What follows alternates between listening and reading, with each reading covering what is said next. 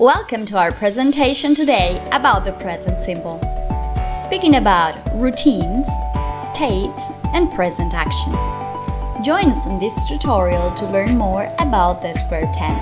Come on, let's go!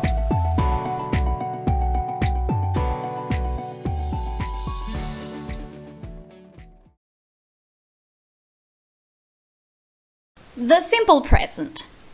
The simple present is used to describe present actions, states, and routines.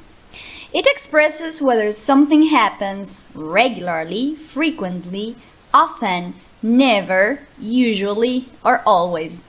These last words, frequently, often, never, usually, or always, are called adverbs of frequency, and we use them to describe the frequency of a routine, and they go before the main verb, like in this example. She usually makes her bed at 7 a.m.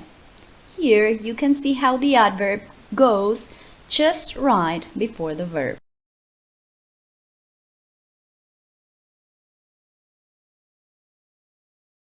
Here are some examples of uses of the simple present.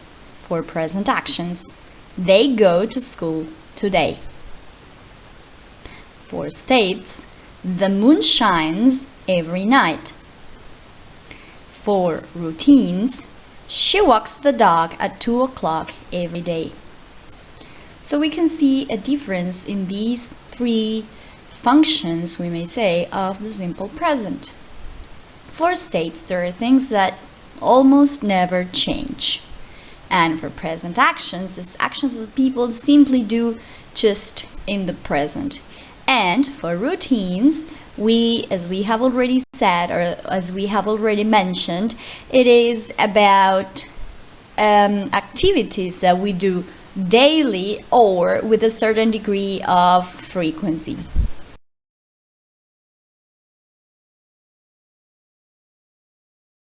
How do we form sentences in the simple present? For the affirmative sentences, we only follow the structure subject, verb, and object.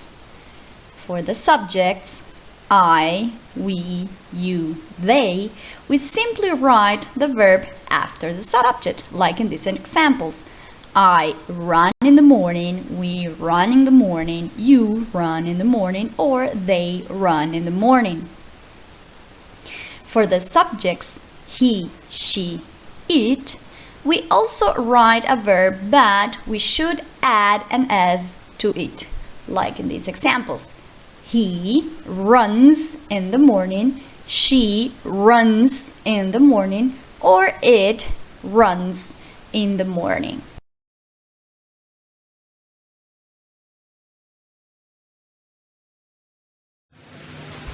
Spelling rules for the simple present. We have mentioned that for the subjects he, she, and it, we should write an s in the verb, and there are some rules for it. When the verb ends in a sibilant sound like ch, sh, s, or x, we should add es, like in these examples. He teaches, she washes, he misses, he fixes. When the verb ends in a consonant sound plus y, we take out the final y and add ies, like in these examples. He flies, she tries. When the verb ends in a vowel sound plus y, we only add an s. It remains unchanged, like in these examples. She buys, he stays.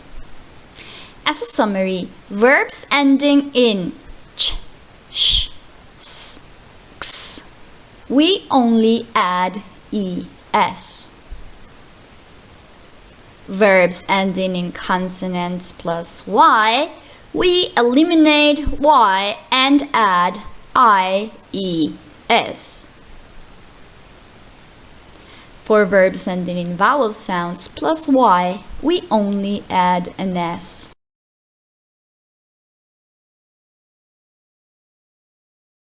For the negative sentences in the simple present, we should use the auxiliary verb do or does plus the word not.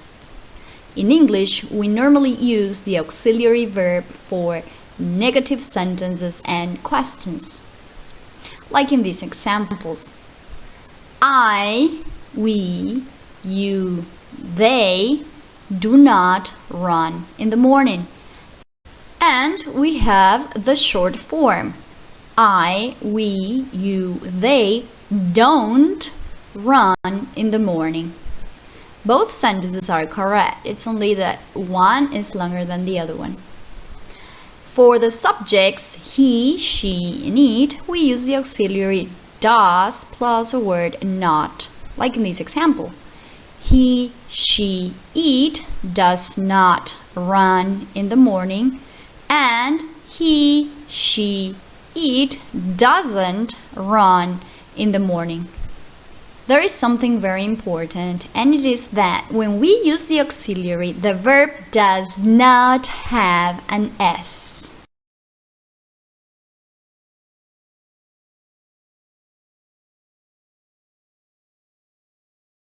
Now, yes/no questions are formed by using the auxiliary at the beginning of the sentence, followed by the subject and then the verb, like here in these examples. Do I, we, you, they live in Russia? For the short answers, we will simply write yes or no, then the subject, and then do or don't. For example, yes, I do. Yes, we do. Yes, you do. Yes, they do. For the negative answers, then it would be something like no, I don't. No, we don't. No, you don't. No, they don't. Then, for the subjects he, she, it, once again, we write the auxiliary at the beginning of the sentence.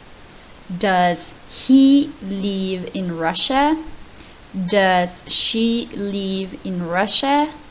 Does it live in Russia? For the short answers, it would be like yes, he does, yes, she does, yes, it does, or no, he doesn't, no, she doesn't, or no, it doesn't. We should also remember once again that we don't use the S in the verb because we are using the auxiliary.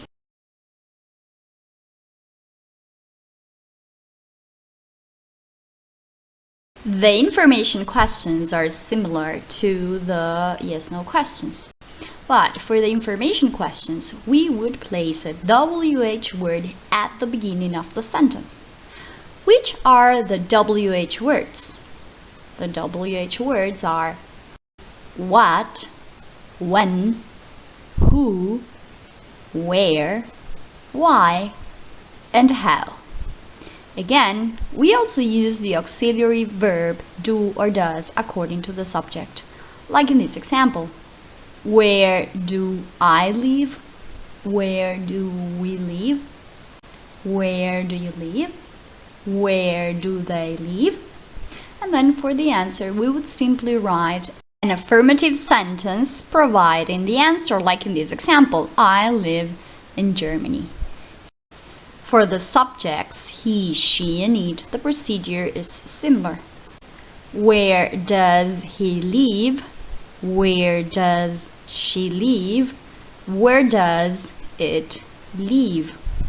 And the answer would be, for example, he lives in Germany. We should remember that when we write the question, there is no S in the verb because we're using the auxiliary. We only use the S in the verb when we are giving the answer using the subjects he, she, or it, like here, he lives in Germany. Now is your turn to shine. Take a piece of paper and write the following sentences in it. Then complete the sentences to make affirmative sentences in the simple present. For example, she always does English exercises.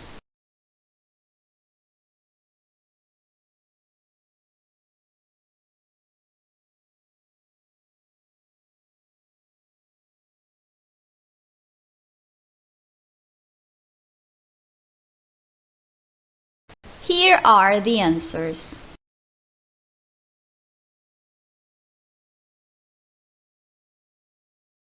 Now, let's work on negative statements. I'll do the first one for you. She doesn't do English exercises. Do the rest on your own.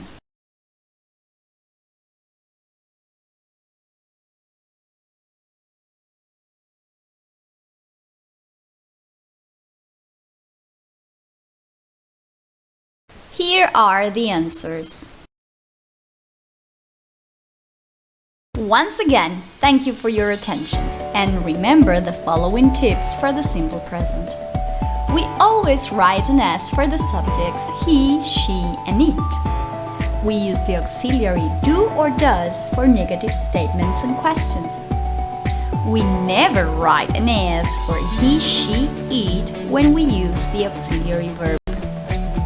Stay tuned for more videos like this.